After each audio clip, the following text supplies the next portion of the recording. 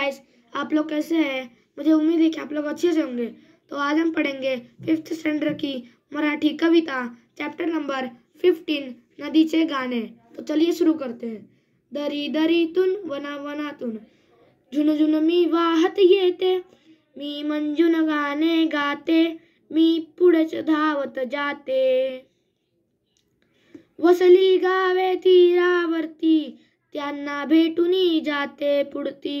लता वृक्ष किती काठावरती, भूमीतूनी जे मला भेटती।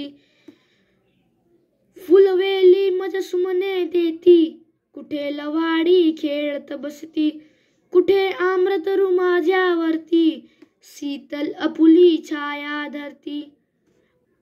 पाणी पिऊनी पक्षी जाती, घट भरूनी कोणी जल नेती। गुरे वासरे जवळी येती, मुले खेळती लाटावरती।